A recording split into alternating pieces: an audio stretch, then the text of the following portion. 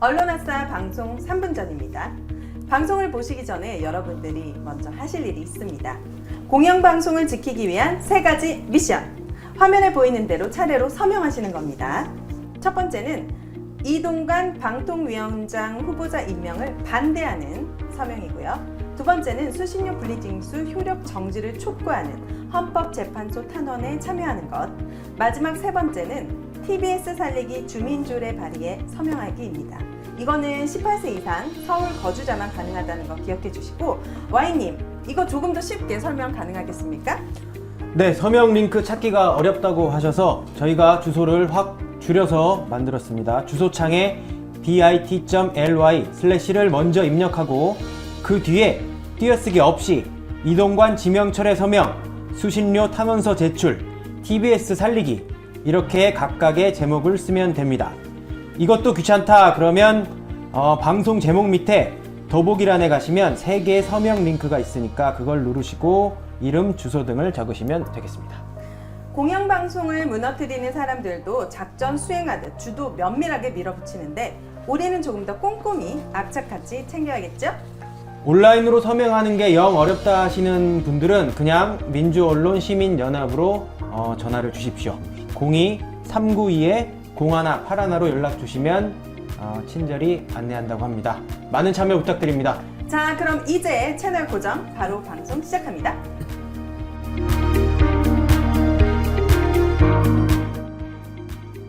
여러분 안녕하십니까? 시민이 언론의 주인, 인싸가 되는 그날까지 힘내라 공영방송 언론 아싸, 오늘 4번째 시간입니다.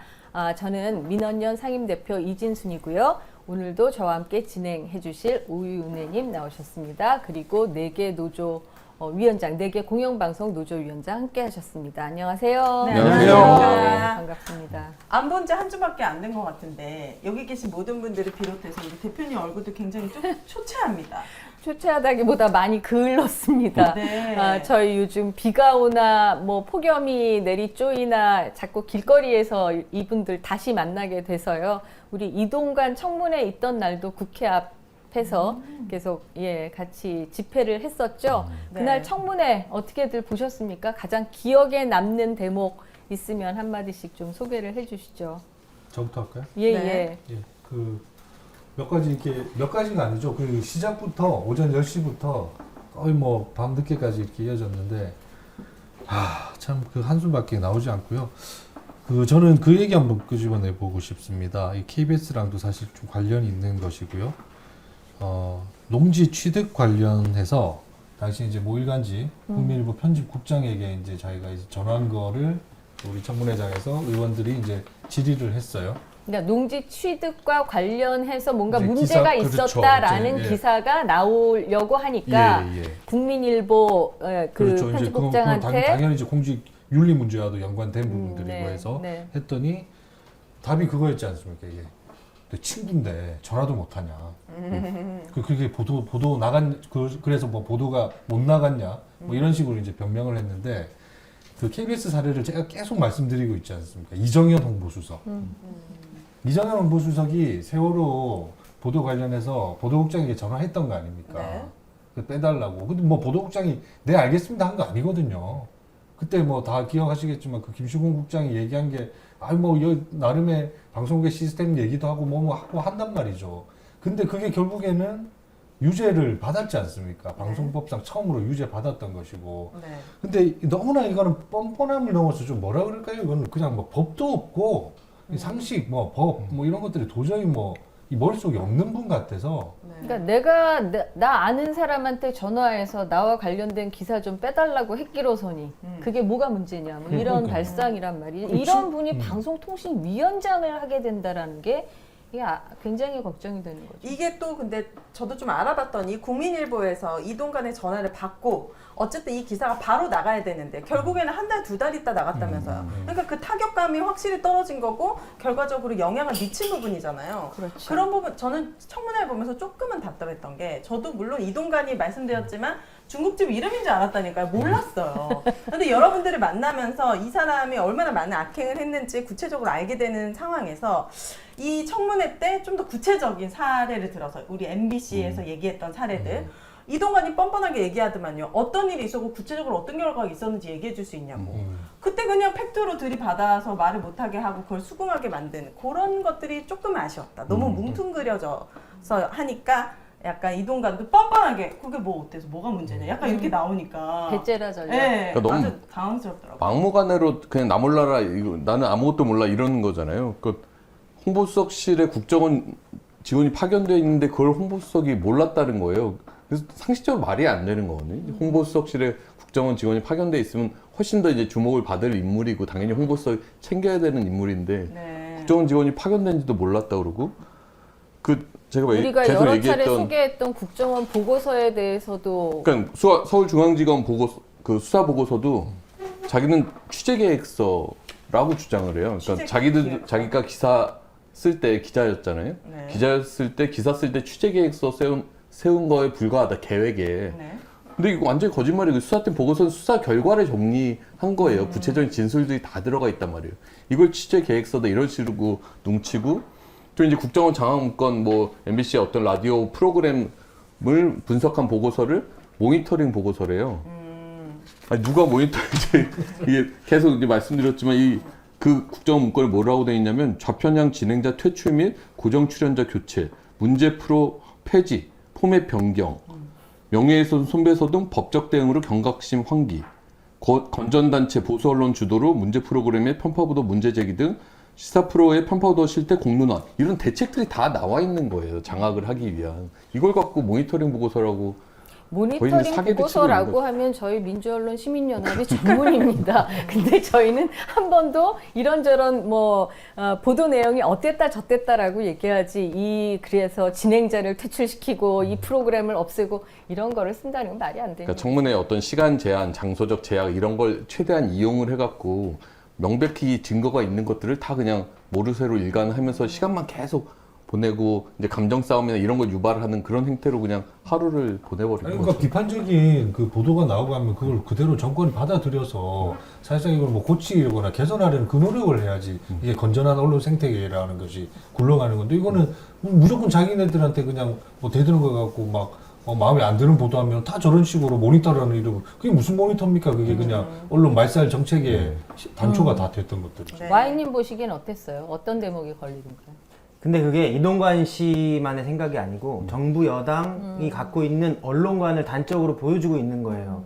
그게 뭐냐면 그랬잖아요. 왜 이명박 대통령이 언론사 사장이랑 기자들한테 전화했다고. 그때 장제원 의원이 그 위원장이죠.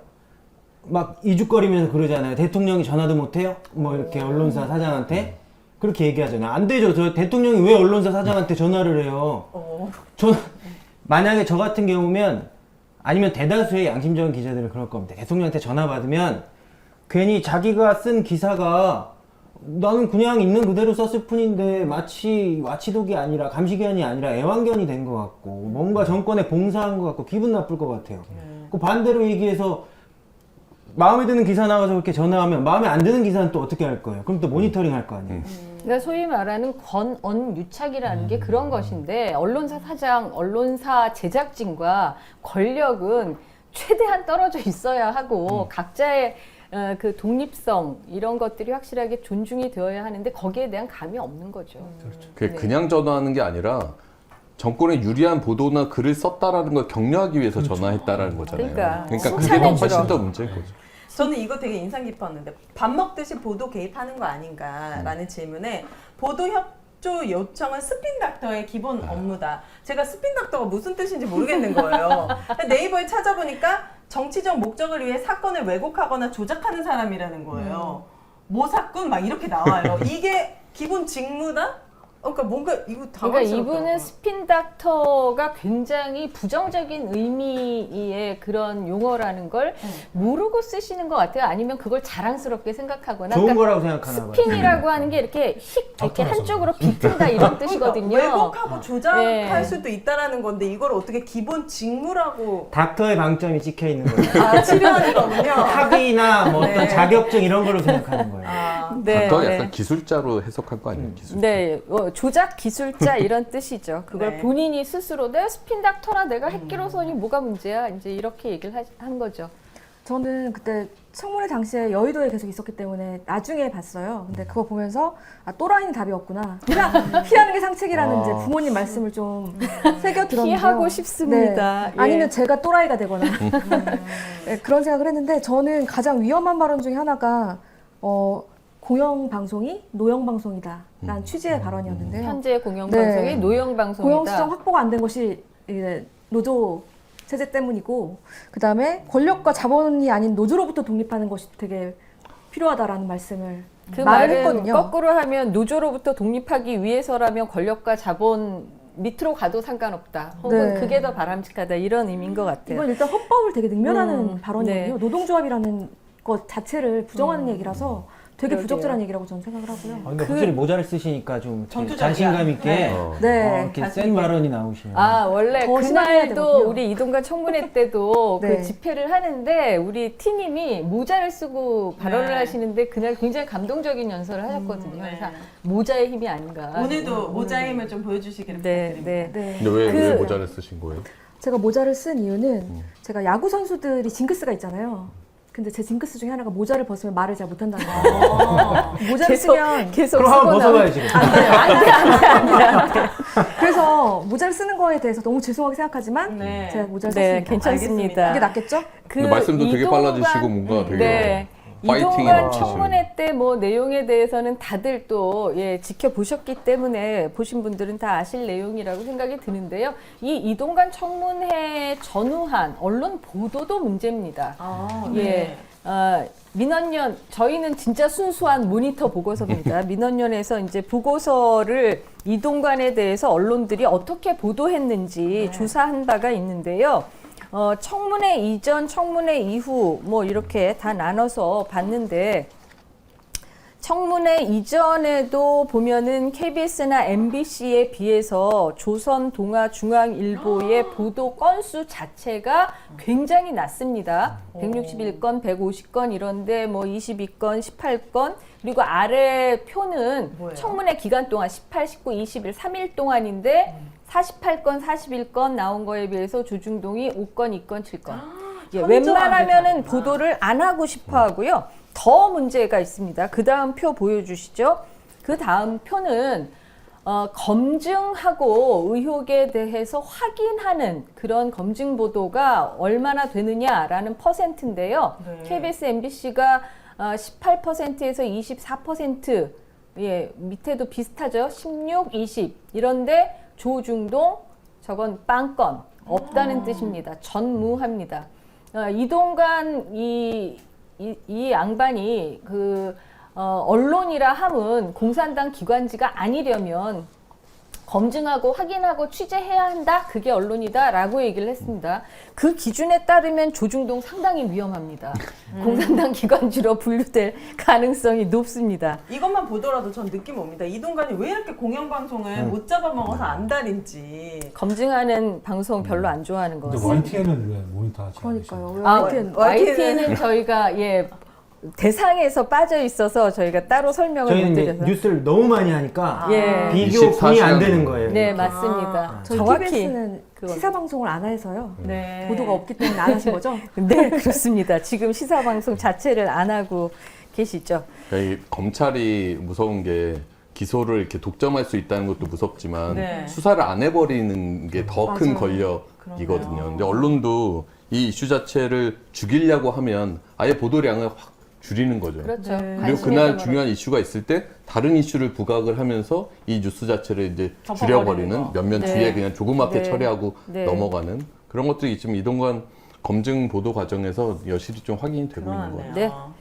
자, 그러면 요번 주까지, 그러니까 오늘까지 지난 한 주 동안 우리 언론에 안 나오는 얘기만 좀 골라서 합시다. 네. 지금까지 어떤 상황들이 벌어졌는지 지금 저희가 방송을 찍고 있는 오늘자로 방통위의 김효재 방통위원장 직무대행과 김현 위원이 퇴임을 했어요. 김효재 대행 같은 경우에는 퇴임사도 근사하게 남긴 것 아이고야. 같아요. 뭐라고 그랬죠? 제가 보신 분. 좀 네, 읽어드릴까요? 네. 기사 나온 거 보면 보람을 느낀다 이런 말씀을 정말 하셨다고. 망언을 내뱉고 끝까지 그러고 갔는데. 그러니까 그 아마 본인 입장에서는 원래 계획대로 이동관 취임 전까지 확실하게 내가 정지 작업을 하고 내 기간 동안 할 일을 다 했다라는 뿌듯함이 아닐까 네. 그런 생각이 그러니까 드는데. 마치 뭐 반성을 하듯이 여러 이유가 있겠지만 그것은 핑계에 불과하다. 후임의 그 무거운 책무를 남겨두고 떠나게 된 것이 아쉽고 마음은 무겁다 이래놓고 변화하는 미디어 환경 속에서 공영방송의 책무와 역할을 재정비할 수 있는 논의의 단초를 제공했음은 보람으로 생각한다. 최선의 방책을 마련하는 계기가 되길 바란다. 굉장히 마지막 큰 가는 일을 하고 길까지 가시는데 고용방송의 대못을 받고 이런 갔죠. 상황에서 지금 각 방송사 내부 상황들은 어떤지 한 주 동안 겪은 예. 울분 터지는 일들 여기에다 다 호소해 주시기 우선 바랍니다. Y부터 우리 지난번에 네. 그 손해배상 3억 받았다라고 네, 한참 받았잖아요. 얘기했는데 그러고 바로 또 5억을 추가로 받으셨어요. 3억 네. 받고 5억 더 받고 왜 그래요? 부자 되겠어요 이러다가. 아니 무슨 일이야? 이제 5억을 더 했는데 요거는 왜 했냐면 저희가 이제 인사청문회 당일날 또 네. 검증 보도를 하나 했어요. 이게 인사청탁 관련된 건데 간략히 설명드리자면 네. 2010년도에 G20 정상회의를 네. 서울에서 합니다. 코엑스에서 열어요. 네. 거기에 홍보 기획 단장이 되고 싶어 한 사람이 있어요. 그 A씨. 네. 이 사람이 이동관 당시 청와대에 계신 홍보수석이었나요? 대변인한테 접근을 하고 싶어요. 그래서 브로커 B씨한테 접근을 합니다. 그러니까 A씨가 있고 B씨가 있고 이동관 씨 부인이 있는 거예요. 아 부인. 그랬는데 이 브로커가 2천만 원을 전달을 해요. 이동관 씨 부인한테. 네. 이동관 씨 부인은 그 다음날 바로 돌려줬다고 얘기를 했고 네. 이동관 씨도 이동관 씨가 그렇게 얘기를 말했죠. 했어요. 바로 돌려줬다. 그런데- 처음에 뭔지 몰랐다. 그런데 청문회 당일날 YTN에 전화가 와요. 이 B씨한테.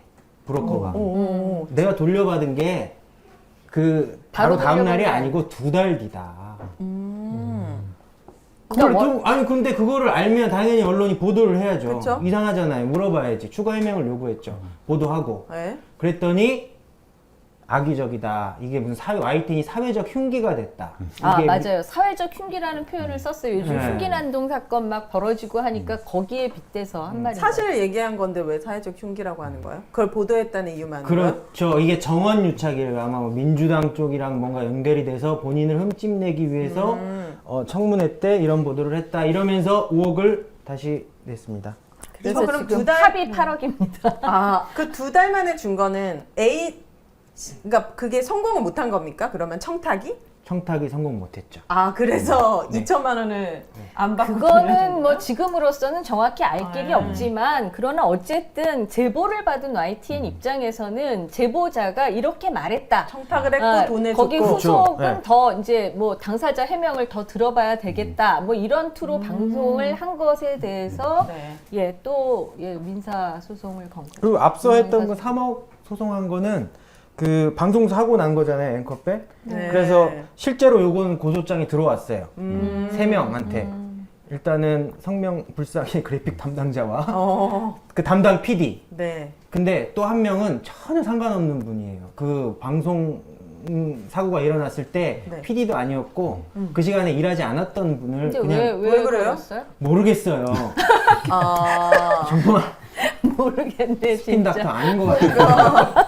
혹시 와인님과 네. 좀 친한 분입니까? 그분이? 아니요. 그것도 아니에요? 개인적으로는 친하죠. 예, 근데 뭐 여기 방송국에 전혀 연루되지 않은 야근 전담 PD입니다. 친해서 뭔가 이제 믿고. 그러니까 YTN 내부에서 뭔가 이렇게 이동관 씨한테 리스트를 정보를 줬나? 전달하는 자가 분명히 있을 텐데 아. 그분이 뭔가 잘못 생각을 했지 않았을까. 그럴 수도 있겠네요. 저는 예. 공직자가 손해배상 청구를 하거나 명예훼손을 무차별적으로 하는 거에 대해서 되게 문제가 있다고 생각하거든요. 그러니까 본인에 네. 대해서 뭔가 이렇게 그 의혹을 제기하는 방송만 나오면은 그렇죠. 벌금으로 건다는 게 이게 손해배상 이걸로 건다는 게 참 그렇죠. 그러면 자기 검열을 할 수밖에 없는 상황이고 이분이 끝까지 이거 소송 가는지 지켜보겠습니다. 거의 안 가거든요. 아, 그래요? YTN은 갈 수도 있죠. 왜 그런 생각해요? 왜 악담을 하세요? 바람을 담은 거 아닌가요?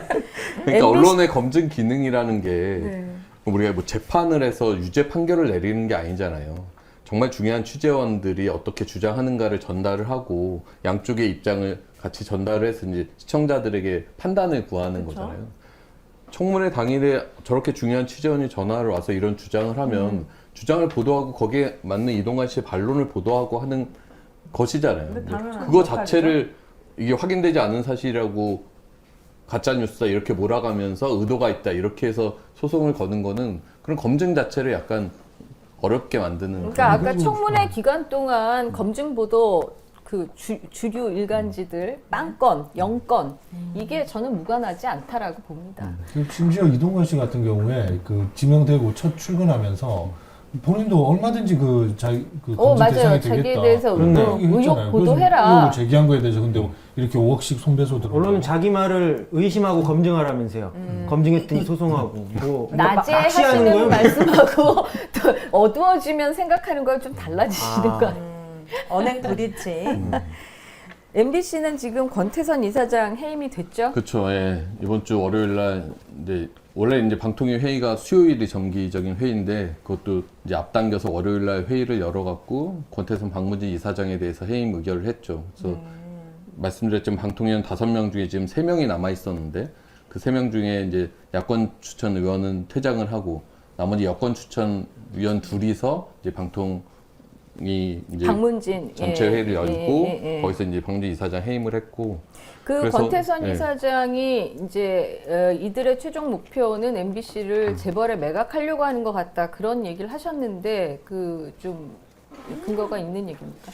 아니, 그 꿈은 예전부터 저번에도 설명드렸지만 국정원 보고서에 MBC 정상화 단계 중 3단계로 MBC 민영화라는 게 있기 때문에 이것은 계속 이 현 정권이 목표를 갖고 있는 거고 예전에 MBC 앞에 권성동 의원 항의하러 왔을 때도 그때도 MBC 민영화 시켜야 민영화. 된다 이런 얘기들 근데 그런 공공연하게 민영화 얘기는 해왔어요. 계속 있었지만 MBC가 한두 푼 하는 게 아니라서 그러니까 누가 살 수 있어요? 이걸 살 수 있는 사람이 누구냐 덩어리가 너무 커서 사기 어려운 거 아니 그냥 협박용 아니냐 이런 얘기가 있었는데요. 이런 비슷한 얘기를 우리가 K 수신료 분리징수 처음에 얘기 나왔을 때 했었잖아요. 이게 설마 겁박력 하겠냐. 아니냐, 설마 그걸 아. 하겠냐, 아무런 대책 없이. 근데 지금의 밀어붙이는 이 장악의 속도를 보면 MBC 민영화든 MBC를 어쨌든 조직 내에서 뭔가 크게 흔들 수 있는 이슈들을 저는 가져올 거라고 봐요. 근데 그게 이제 중간중간에 어떤 정치적 지형이 어떻게 될지, 여론이 어떻게 될지에 따라서 속도는 이제 좀 조절이 될 수는 있을 것 같은데 이들의 최종 목표는 MBC 민영화에 있다라고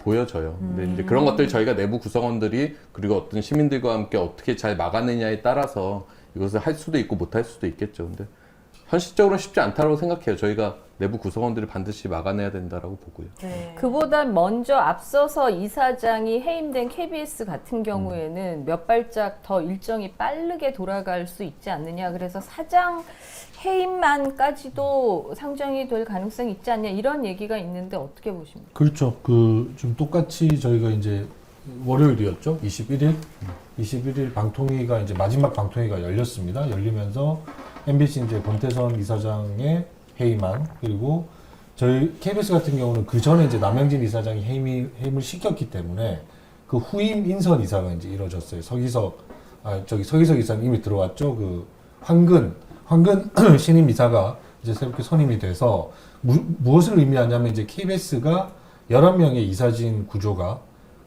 소위 말해서 이제 그 7대4 정도의 이제 다수 소수 이사로 이렇게 나눠지는 부분들이 이 지배 구조 자체가 이제 숫자가 이제 바뀌어진 거예요. 그래서 5대6이 된 건데 더 쉽게 말씀드리면 이제 이론적으로는 얼마든지 사장 해임을 윤석열 할수 정부가 있고, 원하는 그렇죠. 예. 대로 사장을 바꿀 수 있는 그 바꿀 조건이 수 이제 갖춰졌다고 있는, 볼 수 있는 거죠. 인적 예. 구성이 됐다 그런 얘기군요.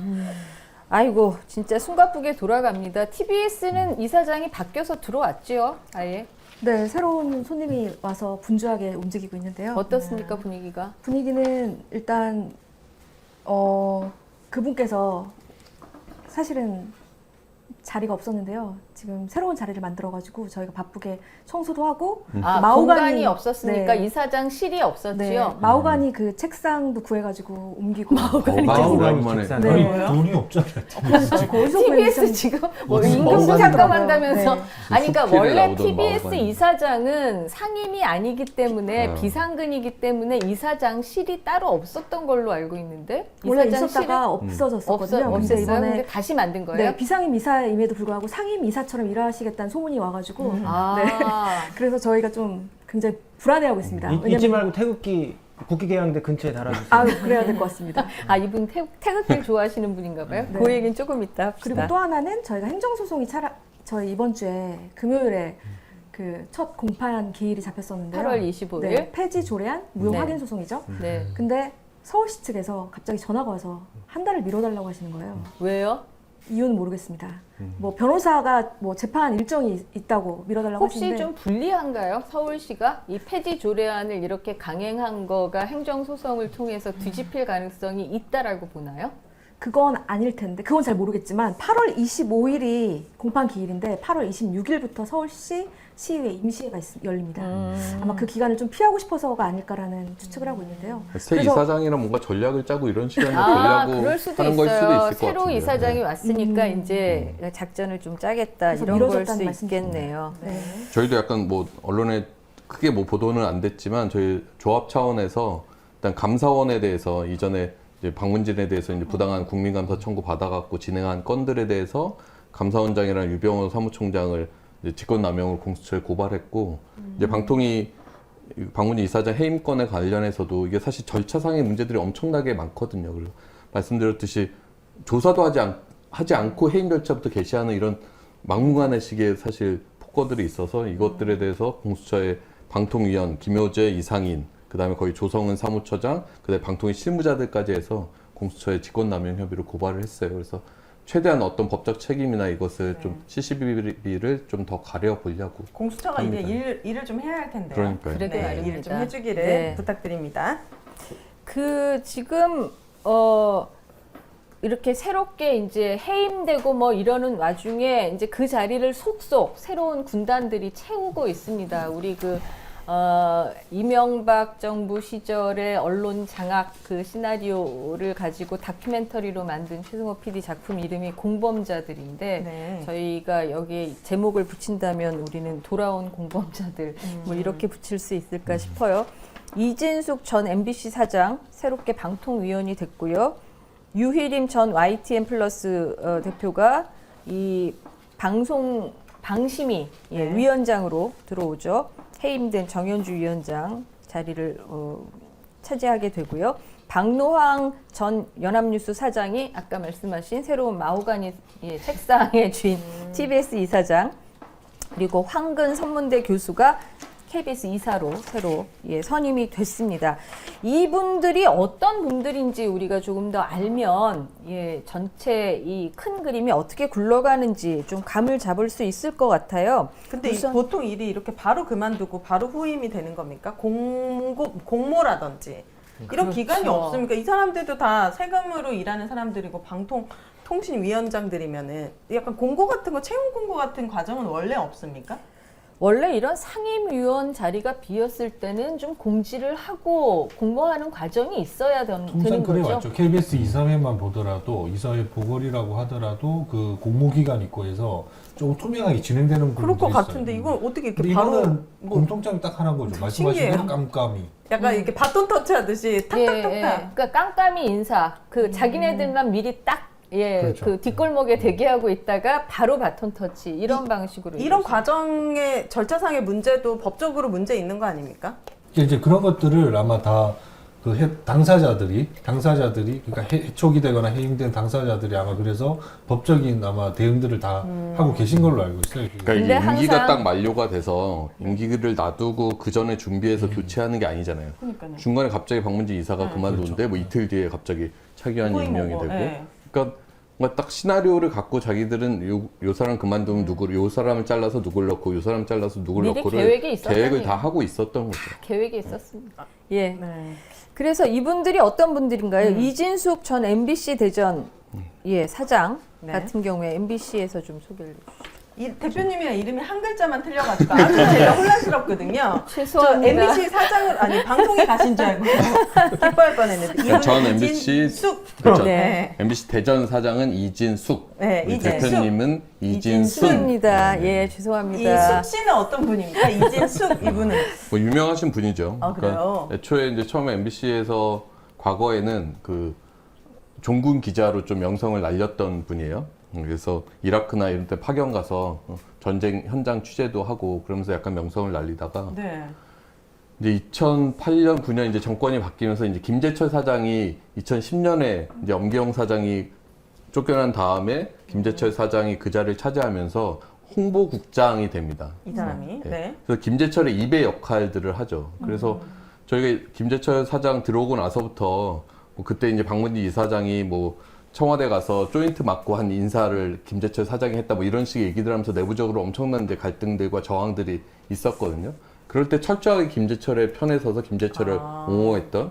그래서 2012년 저희가 이제 장기간 170일의 파업을 하게 되는데 그 기간 동안 홍보국장의 역할과 거기에서 이제 기획홍보본부장까지 승진을 하면서 영전을 하게 됩니다. 이 사람이요? 예. 오. 그러니까 김재철의 온갖 전횡을 변호하는 역할들을 했던 거죠. 그 대가로 이제 계속해서 승진을 하게 되고. 그러니까 MB 언론 장악이 MBC로 그 이제 들어왔을 때 거기에 아주 충직한 오른팔 역할을 했다라고 보입니다. 이 사람은 왜 특히 세월호 관련해서도 구설수가 그렇죠. 그러니까 사실 지난 기간에 MBC가 가장 이제 국민들께 죄송했던 그런 사안이 세월호 참사 기레기라는 관련. 말이 소위 나오게 그렇죠. 된 예. 저희가 기레기라고 불려도 사실 드릴 말씀이 없었던 게 사실 세월호 참사 보도인데 그때 이진숙 이분이 네. 보도 본부장이었어요. 그러니까 MBC 보도를 책임지는 본부장 역할을 했던 거죠. 그러니까 당시에 MBC가 세월호 뭐 전원구조 오보부터 해서 세월호 유가족들을 뭐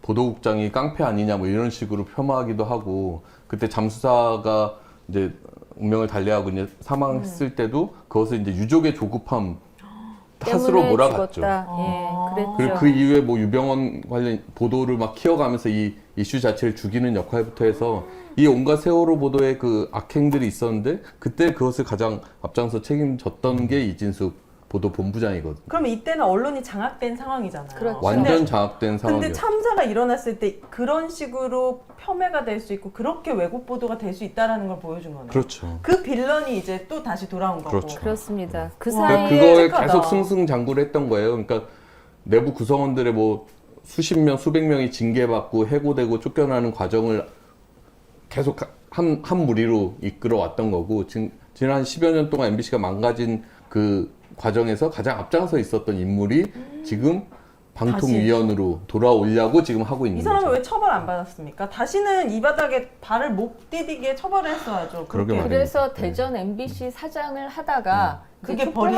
촛불항쟁 네. 이후에 네. 그 시민들이 굉장히 질타가 많았고 MBC를 개혁해야 된다라고 했을 때 이제 대전 MBC 사장에서 그 본인은 원하지 않았으나 한참 버티다가 그것도 예, 이제 겨우 물러나게 자리를 된 내려놨고 것이죠. 그다음에 그때 세월호 특조위가 그래서 이제 참사 보도에 책임 물어서 보도 이진수 본부장 소환하고 조사하려고 했었거든요. 그걸 계속 이제 피해다가 다니면서 또 그걸 무마시키고 했던. 그러다가 이제 정치인으로 변신을 하셨어요. 아, 그래요? 네. 그 국민의힘 후보로 예, 선거에도 나가고 윤석열 캠프에서도 활동을 하셨죠. 윤석열 언론 캠프에서도 특보로. 약간 특보로 위촉이 됐다가 그건 한 일주일 사이에 또 해촉되는 그런 과정이 있었는데 캠프 때 해촉시켰던 사람을 다시 이제 방통위원으로 구제를 해준 거죠. 이것도 약간 법에 어긋나는 거 아니에요? 대통령 홍보실에서 일했던 사람이 이렇게 방통위원장을 와도 되는 거예요? 그러니까 원래 이제 인수위원을 그러니까 인수위에서 일한 지 3년이 안 된 사람들은 원래 못 하게 돼 있습니다. 근데 이게 정확하게 인수위원은 아니었다. 인수위원이고 그것도 이제 방통위원장의 자격일 네. 겁니다. 그래서 이제 방통위원회에 한해서는 그런 부분이 약간 좀 엷은 부분들이 있어요. 예. 그건 사실 제도적으로 좀 고쳐야 될 부분들이 그러니까 있죠. 좀 약간 예, 그 문제가 되는 항목이에요. 이것도 그런데. 개인적으로 네. 궁금한 건 네. 그 MBC에서 종군 기자로 굉장히 활약을 했고 저도 네네. 첫 인상에 이진숙 기자는 굉장히 멋있다고 생각을 했는데 네네. 어느 순간 그렇게 변한 건 원래부터 그런 분이었던 거예요? 아니면 사실 원래부터 그랬는지 사실 알 수가 없고 네. 제가 입사하기 전에 이미 명성을 네. 날리셨던 분이었는데 어쨌든 김재철의 시절에 홍보국장을 맡기 시작하면서부터 자신의 본색을 드러낸 건지 아니면 생각의 입장을 바꿨던 건지 그 이후부터는 충실하게 그 적폐의 길을 약간 걸어왔던 거예요. 권력의 맛을 본 거죠. 그런 거 유명한 뭐 철학자 말 있지 않아요? 네. 그 사람이 어떤 사람인지 알고 싶으면 권력을 줘봐라. 오. 그래요? 어떤 근데 그 철학자 철학자. 이름은 기억이 안 나. 우리가 다 아는 철학자였거든요. 아, 제가 예. 아는 아, 저는 정도는. 그냥 오윤혜님이 얘기하신 아, 거라고 그래도 네, 박수 네. 치겠습니다. 아, 예. 네. 예. 그런 철학자가 있었던 걸로. 네. 자, YTN은 어떻습니까? 아, YTN 이- 출신의 네. 유희림 예, 네. 대표라는 분 누굽니까? 좀 근데 아십니까? 이분은 이제 공범자 축에 끼기도 좀 힘든 네. 이렇게 좀 이렇게 이게 좀 말하기가 너무 부끄러운 그런 분이. 이분은 네. 어떤 방송을 사유화하고 사적 이익을 추구하는데 방송을 막 만드는 사실은 대표적인 분이거든요. 그래서 YTN 노조랑은 악연이고요. 제가 이 자료를 꺼낼 줄은 생각도 못했어요. 이거 이거보다 뭐예요? 훨씬 많아요. 그 유일임 씨랑 소송하면서 아, Y님이랑? 제가 아니에요. 제 앞선 노조, YTN 네, 노동조합이랑 소송할 때요. 네. 뭐냐면 노동조합이 어떤 문제를 제기했었냐면 이분이 부인과 함께 연관된 업체가 있어요. 그 업체가 제가 딱 특정해서 참 말씀드리기가 뭐하지만 네. 무슨 학교죠? 네, 학교가 있고 그 뇌과학 막 뇌가 호흡을 하고 명상을 하고 막 그런 데예요. 그런 학교예요. 네.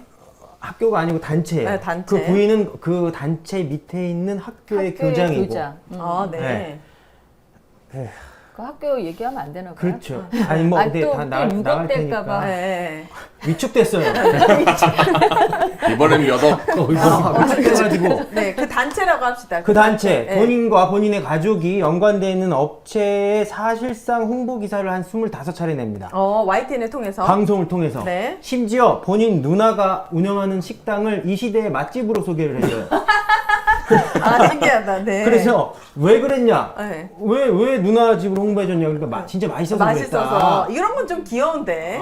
근데 우리나라에 맛집이 얼마나 아, 많습니까? 네네. 근데 누나 집만 맛집으로 누나 집. 홍보해주고. 네. 그래서 그것을 YTN 노조에서 그 한참 전 얘기예요. 2015년 얘기예요. 그때 문제 제기를 했더니 본인의 명예를 훼손했다. 그래서 막 이렇게 소송을 벌이고 했던 거예요. YTN을 상대로. 네, 아. 네. 그러다가 가셨어요. YTN 떠나셔서 여기저기 뭐 경주 엑스포 거기 뭐 대표이사도 하고 하시다가 어떻게 연이 됐는지 방송통신심의위원회 위원장이 됐죠. 근데 이런 분은 뭐 다른 성향도 굉장히 극우적 성향이라고 알려져 있는데 그 정치 성향의 문제를 차치하고라도 기본적인 언론인으로서의 윤리 이거는 뭐 그냥 이 방송심의위원장을 이분 자체가 방송심의의 대상이에요. 아, 그렇네. 근데 이런 분이 방심위원장을 하게 되면 도대체 앞으로 어떤 기준으로 심의를 할 것이냐 굉장히 걱정이 됩니다. 그러게 말입니다. 자, 그 박노항 전 연합뉴스 사장이 지금 TBS 이사장으로 발령이 났습니다. 아까 이제 국기 좋아하신다라고 했는데 뭐 좀 들으신 바가 있습니까? 제가 그 여의도에 있었을 때 그날이었는데요. 갑자기 문자가 하나 왔더라고요. 네. 박노왕이라는 분이 저 이사장으로 왔다. 뭐야, 저거는? 네. 근데 전 사실 박노왕이라는 분을 잘 모르고 있었어요. 예. 근데 갑자기 주변에 박노왕이 됐대요라고 하니까 난리가 난 거예요. 특히 그때 제 옆에 연합뉴스 네. 이분이 지부장님이- 연합뉴스 네, 사장이셨으니까 지부장이 예전에. 계셨는데 계속 저한테 어떡해요? 어떡해요? 계속 이러고 네. 연합뉴스 때도 뭐가 악명이 높았던 네. 분인가요? 어떤 사람이길래요? 찾아보니 정말 제가 여기에서 이사님들 얘기할 때마다 할 말이 없었는데 저한테 뭔가 할 말을 주시려고 이분을 임명한 게 아닌가 할 정도로 좀 말도 안 되는 일들을 많이 하셨더라고요. 특히 저 사진을 보시면 국기 개항식을 하는데 네. 네, 아침에 그 임직원들 모아놓고 무슨 날이에요? 3일짜리? 저걸 매일 했다는 거예요? 취임식? 뭐예요? 왜 갑자기 국가 개항식? 그러니까 취임식을 하는데 국기 개양식을 하면서 네. 국기에 대한 경례, 애국가 제창 그리고 뭐 현충원도 참배했다는 얘기를 들었습니다. 뭐 대선 후보신가요?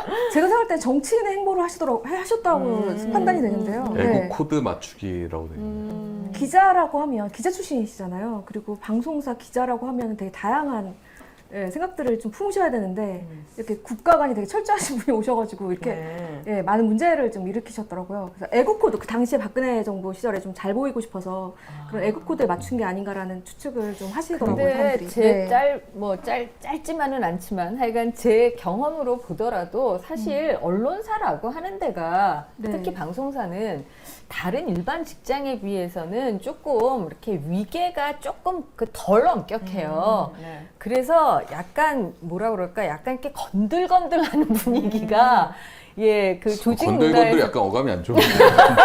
자유로운 아니, 분위기. 그러니까, 그렇죠. 네. 자율적이고 창의적이고 그 약간, 자기보다 상사인 선배에 대해서도 약간 건들건들 대들기도 하고. 자꾸 그러면 이진숙이라고 부르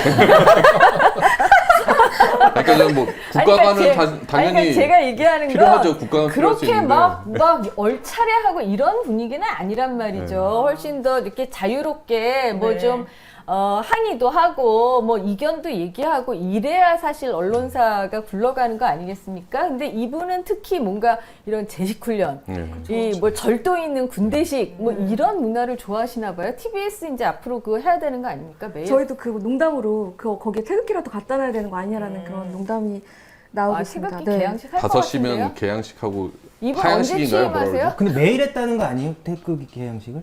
그거는 저도 잘 모르겠습니다. 한번 이제 물어보세요. 겪어보면 아시겠죠. 어떻게 해야 되냐고. 그리고 가장 큰 문제는 네. 이분이 취임을 하시자마자 구조조정을 언급했다는 겁니다. 아 맞아요. 네.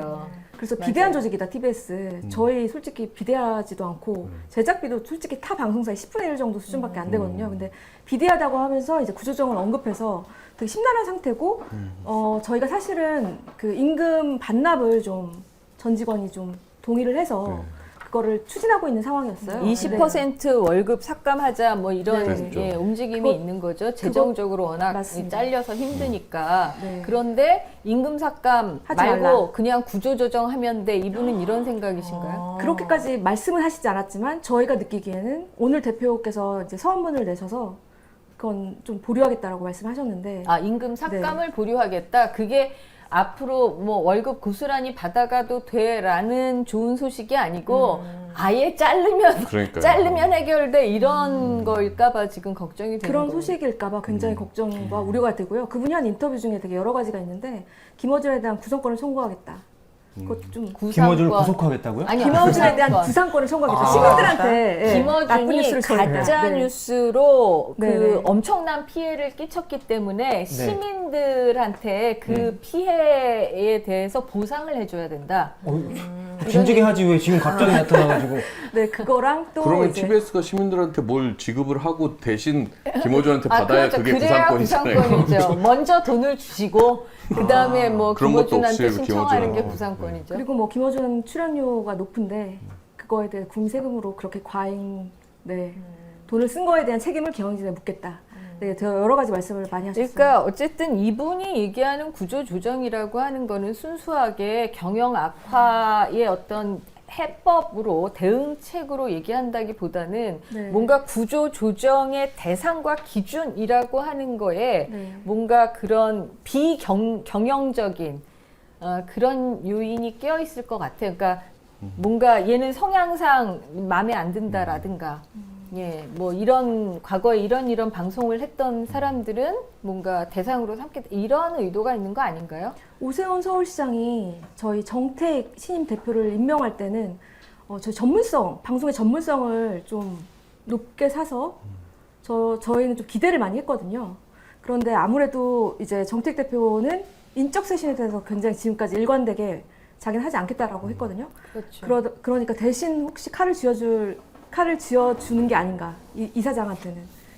그래서 최악의 이사장이 왔다는 평가를 좀 내리고 그게 혹시 지금 대표를 좀 견제하는 게 아닌가라는 그런 우려들이 좀 나오고 있습니다. 근데 한편에서는 이렇게 구조조정을 하겠다라고 하는 얘기는 그래도 TBS를 어떻게든 자를 사람은 다 잘라버리더라도 남겨서 뭘 써먹겠다 이런 아주 없애진 않겠다 이런 뜻인가요?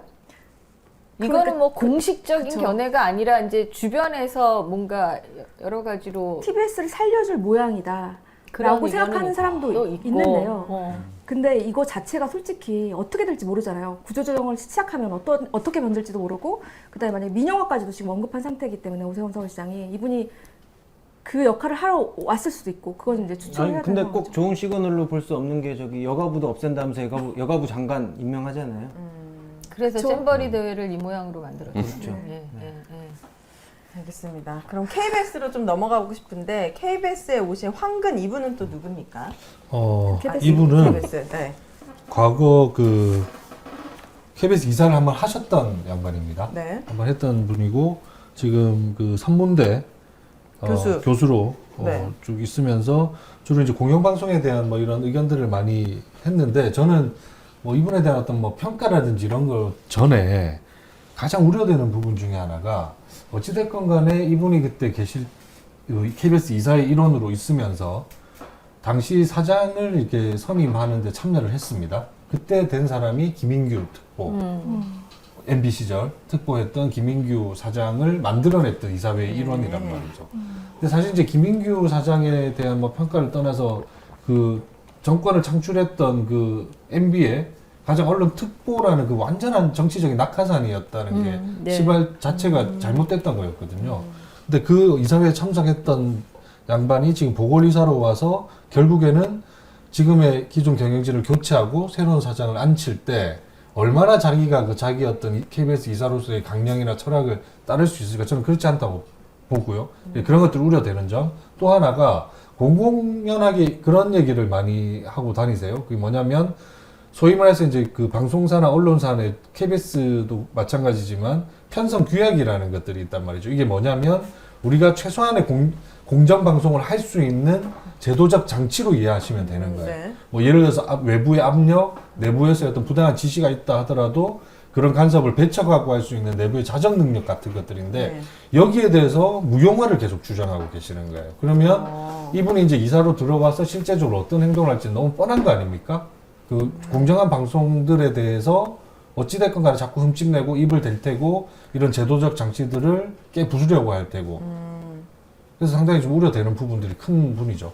빌런들을 어쨌든 잘 찾아가지고 여기다가 이제 임무를 준 것 같은 느낌이 듭니다. 얼마나 잘 해낼지. 그러니까 그 임무 아까 이진숙님을 얘기하다가 이분의 자꾸 가슴 철렁철렁해. 말은 이분의 사실 정확하게. 악행이 네. 너무 많아갖고 깜빡했는데, 가장 큰 또 이슈 중에 하나가 그 이진숙 당시 기획홍보본부장 시절에 저희 이제 처음에 설명드렸듯이 박문진이라는 곳이 70%의 주식을 갖고 있고 정수장학회가 30%의 지분을 갖고 있는데, 이 정수장학회 이사장을 비밀리에 만나갖고 MBC 민영화를 논의했던 분이에요. 이진숙 쑥. 네. 그때 본부장.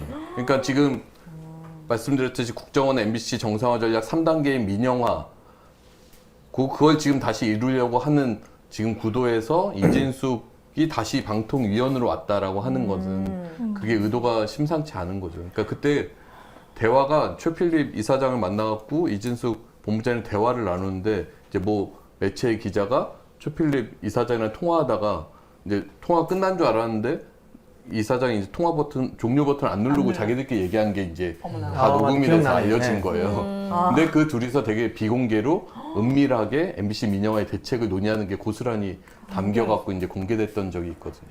그러면 그런 것들을 증거로 이 사람은 처벌받을 수 있는 거잖아요. 근데 뭐 MBC 민영화를 하는 게 불법은 아니니까.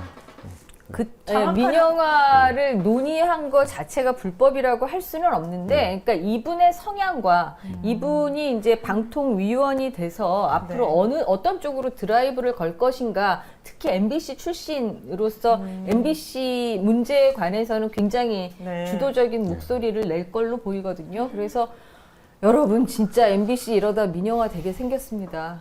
예. 아닙니다. 막아내겠습니다. 막아내야 됩니다. 맞습니다. 지금 저는 이진숙 이분이 세월호 보도 관련해가지고 그런 정말 어떻게 보면 악행이잖아요. 그런 일들이 일어났고, 우리는 또 최근에 윤 정부를 통해서 12구 참사를 겪으면서 그렇죠. 그리고 최근에 또 후쿠시마 오염수 투기 관련해서도 언론들의 보도가 저는 공영방송 이외에는 굉장히 순한 맛이라고 생각하거든요. 이거는 진짜 우리 아이들에게 못할 짓이고 이게 인류 최초로 있는 어마어마한 일인데 공영방송조차 이거를 사실 있는 그대로, 그러니까 있는 그대로 보도하지 못하는 세상이 온다면은 이건 국민들의 생명과 안전에 직결되는 문제고 너무 겁이 나요. 그래서 이거는 진짜 지켜야 되는 부분입니다. 여러분들은 사명감을 가지셔야 합니다. 알겠습니다. 10억이 오더라도 우리 받고 더블로 가. 우리 네. 댓글에 보니까 네. 오윤혜를 국회로 보내자 그런 일이 예전부터 있었는데요. 네네네네. 최근에 오윤혜를 방통위원으로 보내자. 그런 기회가 있으면 정말 좋겠습니다. 아니, 그 이동관 씨 문제가 자신의 과거를 인정하지 않는다는 거, 반성하지 않는다는 맞아요. 거잖아요. 그거를 그냥 통상적인 직무다 이렇게 생각하는 게 문제인 거잖아요. 이 이진숙 본부장도 지금 말씀 들으셨을 때는 세월호 보도가 되게 모든 사람들이 문제였다고 생각했는데 당시 내부의 안광한 사장은 우리 세월호 보도가 가장 균형적이었다. 이런 걸 내부 게시판에 올리고 이럴 때예요. 그때 보도 본부장이 이진숙이었던 거예요. 네. 그러니까 이진숙 본부장의 생각은 MBC의 당시 세월호 참사 보도가 균형 잡힌 보도였다라고 생각하는 사람이에요. 그런 사람이 다시 이제 왔어. 권력의 중심에 서게 되면 자신의 보도의 잣대 자체가 MBC의 지금 MBC의 어떤 공정성을 확보하겠다라고 이제 막 얘기를 하잖아요. 그 사람들의 공정성은 거기에 있는 거란 그쵸. 말이에요. 그러니까 이게 사실 되게 심각한 문제인 거죠. 심각한 문제입니다, 진짜. 그러니까 일말의 반성과 성찰이 없어. 이분들 뭐 반성 성찰 얘기 많이 하시는데 사실 일말의 언론인으로서의 반성과 성찰이 없었다라는 게 굉장히 큰 결격 요소고요. 더군다나 거기에 대해서 힘있게 자랑스럽게 나는 그렇게 싸웠다라는 거를 오히려 자랑으로 여긴다라는 게 앞으로 행보에 대해서 굉장히 우려스럽게 만드는 사안인 것 같습니다. 그 다음 한 주 동안에는 또 어떤 일이 벌어질까요? 뭐 지금 일단 노조에서 계획하고 계시는 거라든가 뭐 예상하고 계시는 사안이 있습니까? 지금 각 이사회 이사장이 새로 선임이 되는 뭐 시즌인가요? 어떻게 되나요? 그러니까 MBC 같은 경우에는 지금 이제 박문지 이사장이 이번 주에 해임이 돼서 바로 이제 법원에 집행정지 신청을 했어요. 그래서 행정법원에 집행정지 신청을 한 첫 신문 기일이 다음 주에 잡혀갖고 진행될 예정이에요. 그래서 아까 말씀드렸듯이 그 방통위원들의 어떤 직권 남용의 그런 절차들이 벌어졌던 것이잖아요. 그래서 이걸 집행정지를 통해서 이걸 다시 좀 되돌릴 수 있는, 멈추게 할 수 있는 그런 신청을 지금 한 건데 그것의 첫 번째 기일이 다음 주에 잡혀서 좀 그 과정을 좀 지켜봐야 될 것 같아요. 네. 그래서 좀 뭔가 법원이 좀 최소한의 양식 있는 좀 최소한의 법과 정의가 좀 살아있다라는 거, 이렇게 막무가내로 밀어붙이는 이 행위에 대해서는 좀 제동을 좀 걸어주셨으면 하는 그런 바람입니다. 지금 공영방송 이런 사태에 대해서 공영방송 이사 32명이 함께 입장을 발표하지 않았습니까? 그거 굉장히 이례적인 일이라고 저는 생각이 드는데 본 기억이 없거든요. 왜냐면 이게 특정한 이 아주 짧은 시간에 이렇게 많은 공영방송사의 이사들을 무더기로 이렇게 해임시켜버리고 그것도 아주 깜깜이로 이렇게 한 적이 정말로 없었죠. 저분들이군요.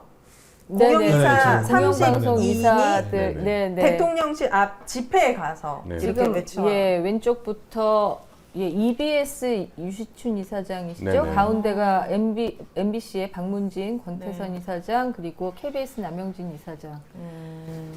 그 오늘 아까 저기 김효재 방통위 이 권한대행 23일 날 이제 마지막 임기를 다하고 떠나면서 했던 말을 잠깐 저희가 좀 언급을 했습니다만 또 한 분인 이제 김현 위원은 오히려 김현? 완전히 다른 평가를 하고 가셨어요. 지난 85일 동안 5월 30일부터 해서 최근 8월 23일까지 100일도 채 되지 않는 동안 이 최악의 언론사의 이 시간들이었다. 너무나 이게 역행하고 후퇴해버린 과거로 또 그런 평가를 남겼어요. 그게 뭐냐면 이제 이런 일들이 이제 무더기로 이렇게 생겨버린 거죠. 네.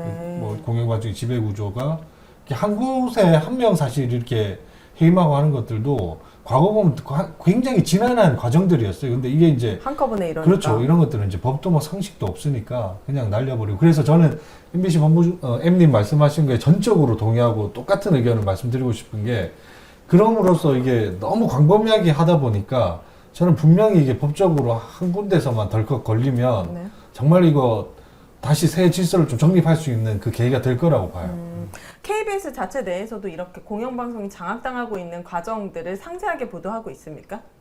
지금 그렇죠. 그러니까 아까 이동관 뭐 들어오는 그 청문 보도의 과정들이라든지 이제 이런 것들을 아까 객관적 지표로도 나왔잖아요. 근데 네. 문제는 이제 이 사회가 바뀌었잖아요. 구조가 아마 정권이 앉히고 싶은 사장을 앉히고 네. 그 인사들이 이루어지고 아까 제가 말한 것처럼 이런 이사들이 와서 편성 규약 이런 안전장치들 다 깨부수고 하면 그런 보도 한 번 내기가 엄청나게 어려워지는 거예요. 또 안에서 싸우고 들이받고 해서 요만큼 낼 수 있는 거 요만큼 내고 이런 이 싸움들이 되면서 아까 오님 말씀하신 것처럼 후쿠시마 괴담은 그냥 괴담으로만 남아버리게 되고 옛날 세월호 때 그런 것들 아닙니까? 최순실이 했다는 증거 가져오라고 했던 거 아닙니까? 보도국장, 보도본부장이라는 양반들이. 그랬죠. 국정농단 때. 네, 네, 그랬죠. 그러니까 어쨌든 각자 일이기도 하지만 국민들도 알아야 돼. 공영방송의 일이기 때문에 좀 이런 과정들을 우리 언론아스를 전 국민이 보면 좋겠지만 지금 조회수를 보면은 전 국민의 5천만 분의 지금 1도 못 보고 있는 상황이니까 각자 보도에서 공영방송에 가는 힘이 있거든요. 이런 과정들은 사실이니까 이런 것들을 좀 MBC, TBS, YTN 이런 소송이 들어왔고 뭐 그렇다 이런 과정들을 좀 보도를 하면 좋을 것 같아요. 결국 이런 사태들을 그냥 방치해 두게 되면 저는 가장 큰 피해를 볼 사람들은 우리 시민들, 국민들이라고 당연하죠. 생각이 들고요. 네. 특히 사회적 약자들, 그나마 공영방송이기 때문에 그래도 그동안 소신 있는 언론인들이 뭐 본인이 필요하다라고 생각하는 사회 정의를 위한 이런 여러 가지 프로그램들을 그래도 만들 수 있었습니다. 그건 인정을 해야 돼요. 근데 지금 이렇게 완전히 이 편파적인 정치판으로 언론계 이분들 표현으로 언론 생태계를 다시 조성하는 건데 이렇게 돼버리면 그 피해가 모두 국민들에게 돌아올 것 같습니다.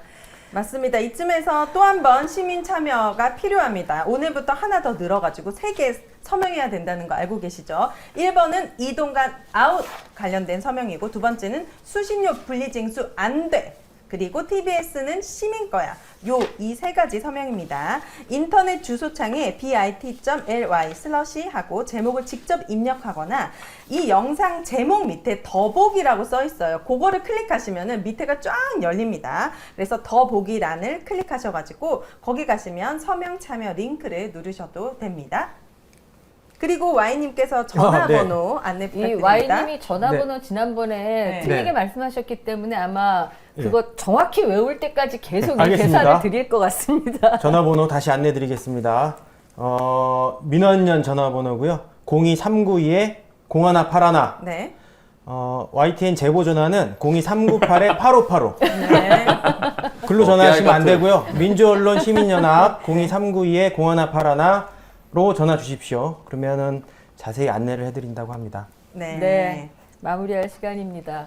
이용마 이야기를 나누라고 하는데 이용마 씨 이야기를 제가 모르는 제가 설명드릴게요. 네. 이용마 기자라는 분이 4년 전에 돌아가셨어요. 네. 저하고도 인연이 있는 분이어서 이번 주 내내 제가 굉장히 마음이 안 좋았습니다. 네. 그 월요일 21일이 기일이었고요. 23일 날 장례식을 치렀었는데 지금 정확히 4년이 됐고 이분이 만 50세 생일을 병석에서 치르시고 돌아가셨죠. 그때 돌아가실 때 아들 쌍둥이가 있는데 초등학생이었습니다. 네. 그 아들들이 자라면 보라고 돌아가시기 전에 마지막 힘을 다해서 책을 한 권 쓰셨는데 네. 세상은 바꿀 수 있습니다 라는 제목이에요.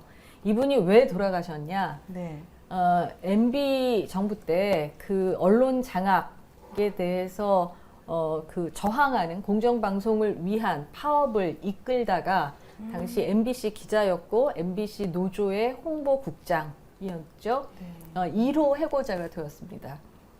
그리고 긴 5년 7개월에 걸친 해고 생활을 겪는 동안 네. 암에 걸리셨죠. 그래서 굉장히 희귀병인데 왜 이런 병이 걸렸는지 아무도 모르는. 그래서 복막암으로 돌아가셨어요. 근데 이분을 사지로 내몬 그 여러 언론 장악의 마지막 칼자루를 쥐었던 사람이 이동관이었어요. 그런데 보세요. 이동관은 돌아오고 네. 이용마 기자는 돌아오지 않습니다. 지금 우리 언론 상황이 그렇습니다. 그래서 저는 이번 주 지나가면서 세상은 바꿀 수 있습니다라고 이분이 책 제목에 쓴 것을 네. 이 아들들이 자라면 볼 텐데 네. 지금은 너무 어리니까 읽어도 잘 모르겠지만 한 10년은 읽을 수 있겠지 하고 쓴 책이란 말이죠.